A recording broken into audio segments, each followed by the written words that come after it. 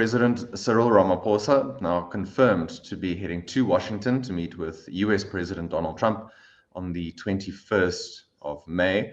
As we record here on the 15th of May, we're going to try and make sense of what has led up to this moment.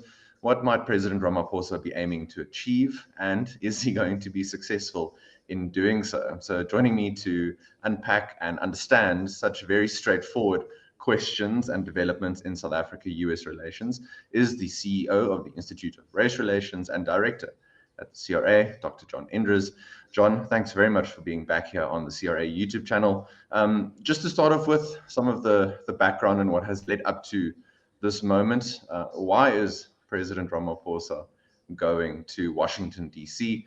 to meet with, amongst others, his most important interlocutor there, US President Donald Trump? Well, I think in recent weeks, Chris, we've seen the relationship between the United States and South Africa become a little bit strained. As a matter of fact, a few months, not a few weeks, starting with an executive order from the United States complaining about egregious actions by the South African government, escalating further through the declaring persona non grata of the South African ambassador, Ibrahim Rasool, the request for the consul in Los Angeles, Consul General, to leave the country, the departure of the senior military attaché of the embassy, the South African embassy as well. So there's been an escalating series of steps in this relationship that has created a lot of tension, of which probably the most recent was the receiving by the United States of 49 Afrikaners under a refugee program. And based on that reception by the US administration, you had President Ramaphosa attending a very large agricultural event that happens every year, NAMPU. And at that event, President Ramaphosa, we've been looking for signs of whether the rhetoric will change. And President Ramaphosa referred to those South Africans, or he said those who leave the country are quote unquote cowards. And we've been looking for step changes in rhetoric, at least from the South African government. I don't think we're seeing that yet in the lead up to this meeting. And given that there are fewer and fewer opportunities before that meeting between President Ramaphosa and President Trump, I don't know if it's going to be similar to the engagement and how it played out between President Trump and Ukrainian President Zelensky. But I'm not yet seeing signs for us to think that there's going to be any kind of rhetorical change by the South African government. Do you think that's realistic? Yes, I think you're right about that, Chris. And coming back to what the purpose of the trip is, so I think from the South African side, certainly they're trying to mend fences, to improve the relationship, maybe to clear up some misconceptions that the South African government believes the US administration has about the situation in South Africa. But what we're seeing unfolding before our eyes is something very, very different. So there have been clips in recent days, both of President Ramaphosa and President Trump, making references to the relationship. And from both sides, this does not look good. This does not look good like two leaders who have a lot in common, or who know what they want to talk about and agree on. The impression I get at the moment, looking also at the comments by President Ramaphosa, is that he will go to see President Trump to correct him, to advise him on the error of his ways, to point out that it is inappropriate for the United States to offer refuge under a refugee program to white South Africans, to point out that complaints about the risks entailed by the Expropriation Act are overstated, that race-based legislation in South Africa is not as egregious as the United States seems to think, and that South Africa would like to be a strong trading partner of the United States, and that the fact that it is aligned with authoritarian regimes and is quite hostile towards very close allies of the United States, like Israel, for example, should not be regarded as a problem.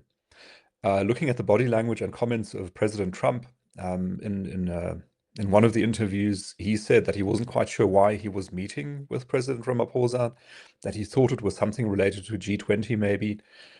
So I think he was signaling very clearly that he's not keen on this meeting. He's not expecting any particularly positive outcomes to come out of it.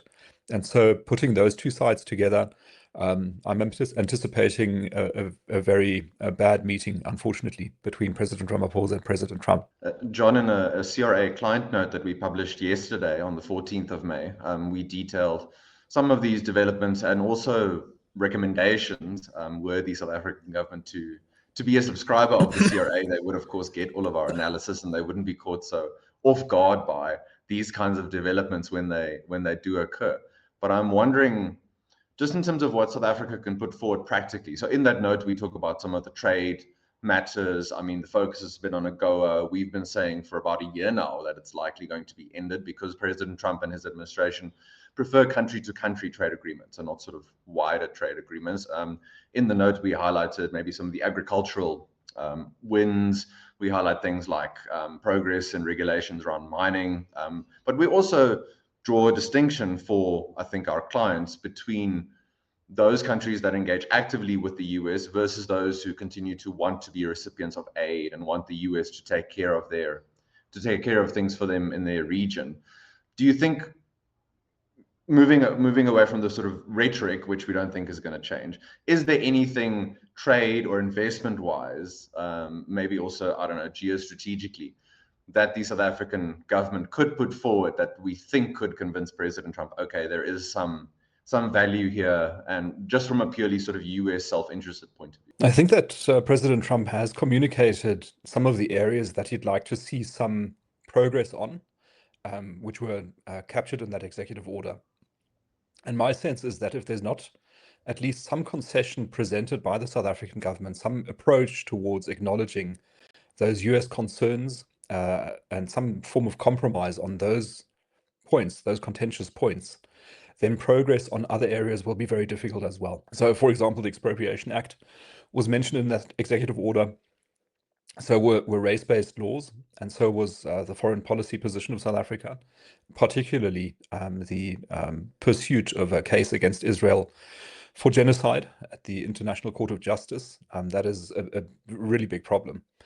And for the South African side, these three areas are very important to, the core policy planks, effectively, of the ANC and the ANC-led government as a result.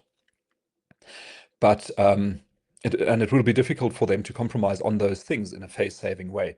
But I think that is, if a sincere effort were to be made to improve relations and to derive benefits out of the relationship with the United States, then some concession, some movement would have to be shown on these very difficult areas. I think even more so, the policy and legislative questions become more important because South Africa doesn't have the sort of economic or investment heft maybe that countries in the Middle East have, for example, to bring to the table and engage with President Trump. President Trump has been in the Middle East this week, visiting Saudi Arabia, the UAE, and Qatar, and you see those governments putting forward these, investment plans with the US, and I think they can bring that sort of heft. We've seen the engagement between the US and China from a trade point of view, where China does have some leverage, not maybe as much as it always wishes or it tells itself, but they have more of those cards to play versus what South Africa has. So also for South Africa to be realistic in terms of what it actually brings to the table.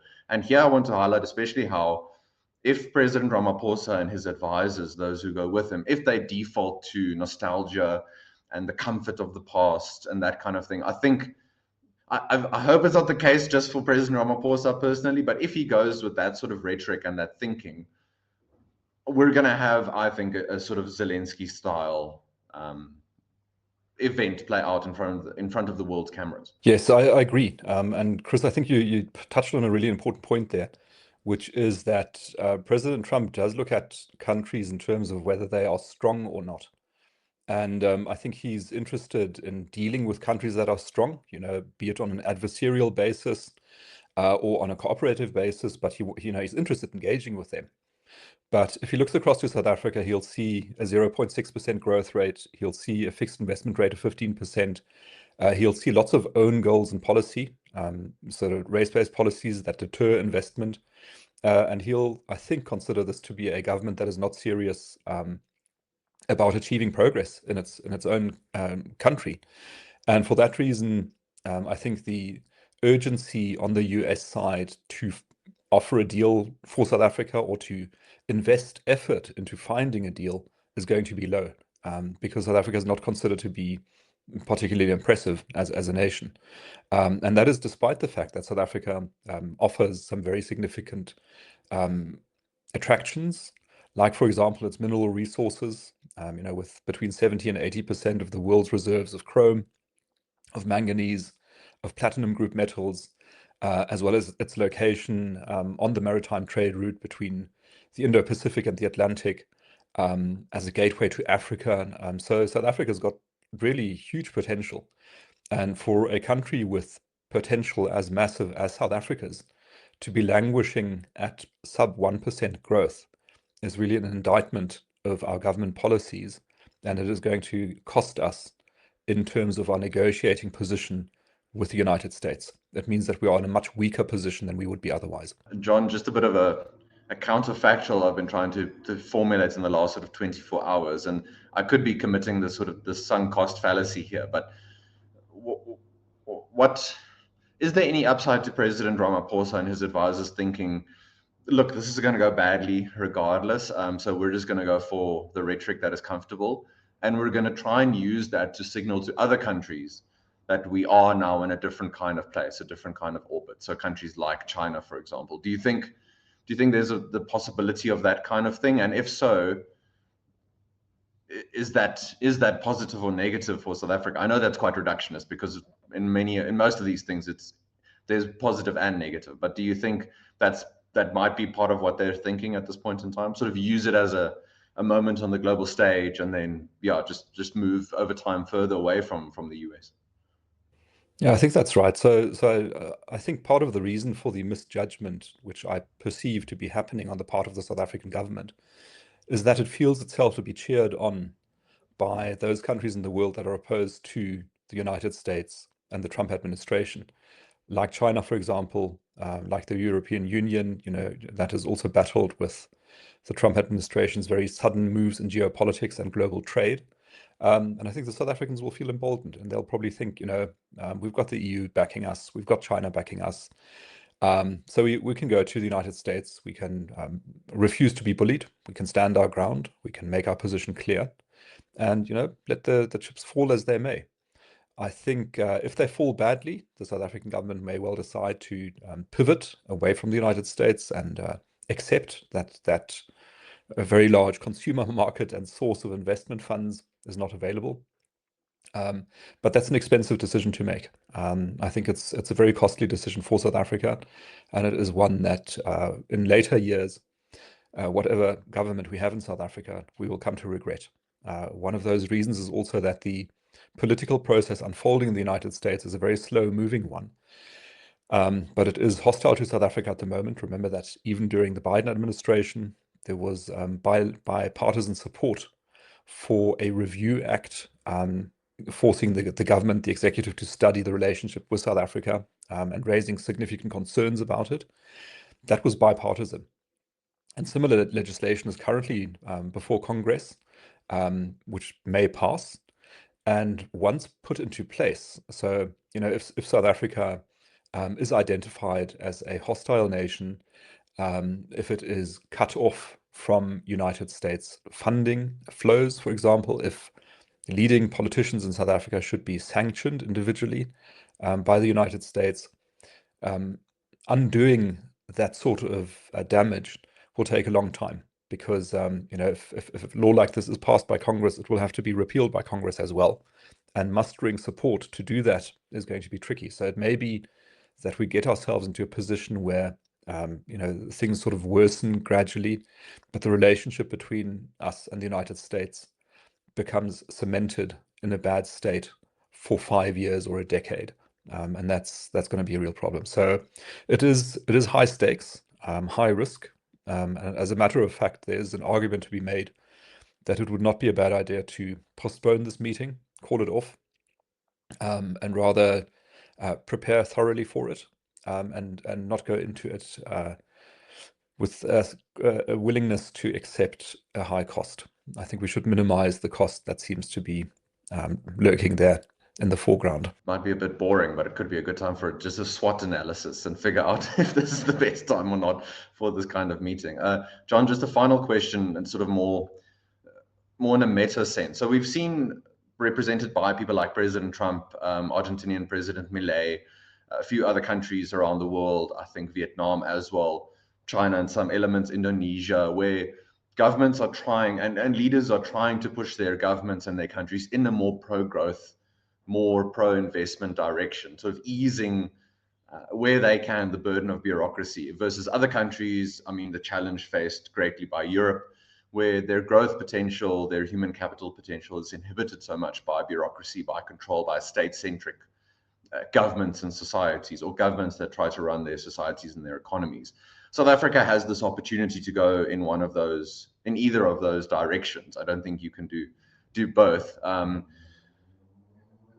Yeah, I don't want to say it's a once in a century sort of opportunity, but given this engagement with someone like as powerful and as motivated as President Trump, even if we just see some rhetorical changes by President Ramaphosa and the government, we could then see South Africa put on a different kind of path. I'm not trying to pretend it's going to solve all our problems. We're going to get 5% growth within a month, all that kind of thing. But do you think, am I overstating that potential, that this could be the sort of inflection point for South Africa that sets it on a different path for the next maybe 100 years, depending on how President Ramaphosa and his colleagues engage, if they keep the meeting with President Trump? Yeah, I think you're right about this.